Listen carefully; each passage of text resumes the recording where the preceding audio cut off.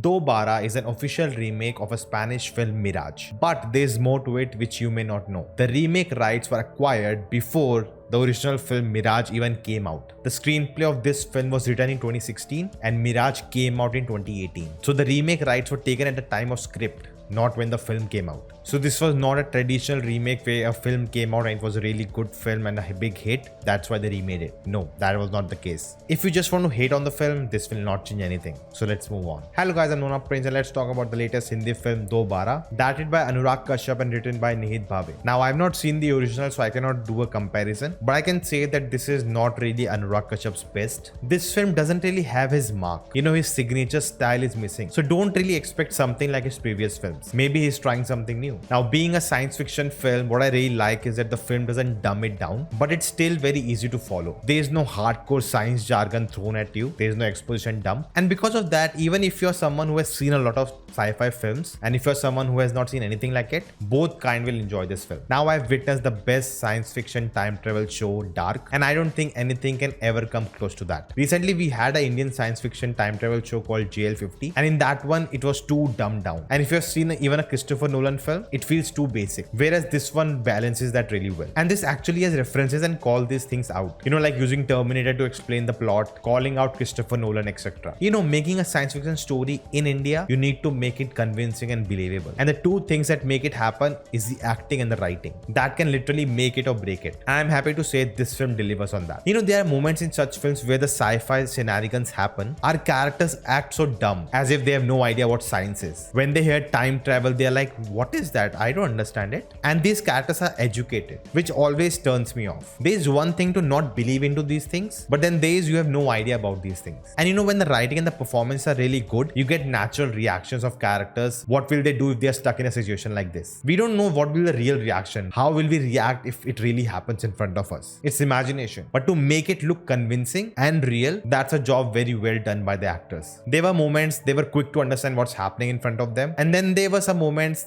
where they took time to understand what's really happening, and that to my mind make it very believable and rooted in reality. Now Taapsee was great as always. She played two characters which looked very different and even behaved very different to each other. For a long time in the film, she has to look different and behave different with the personality of the other character. Pavel Gulati gave a very understated performance, and that's why it can go under the radar, but he was really good. You know, to sell an emotion without doing much is a very hard job. The screenplay is really tight. It's very fast paced. Within 30 minutes, we are done with whatever was shown in the trailer, and now we have no idea what's gonna happen next. It was really engaging for me and I was at the edge of my seat. Maybe it was that for me because I have not seen the original and I didn't know what's gonna come next, and that's why I enjoyed the film more. The moment we think we know everything that happened, there are more twists and turns that really makes it unpredictable. And you know, the narrative creates such unique and interesting ideas, but there is no time to explore them because the film quickly needs to wrap it up. And that's where I wished, you know, what if this was a series and we could get different variations of the same narrative again and again to see how things will change in every variation. Now technically the film was really good. Editing was really solid because there was a lot of intercutting between different time periods. Background music is very important for such genres and it was very well done. Apart from sci-fi, the theme it was exploring was infidelity and explored different generations and different couples. Everything said, I feel that, you know, it will be a disconnect with the masses because the film is more plot driven than emotion driven, and even the emotions present in the film, they are not that strong. I don't feel that strong about them. Like if I think about, you know, showing this film to my parents, I'm not sure if they like it or not, because first of all, the concept is very alien to them, and then the emotional connect is not that strong.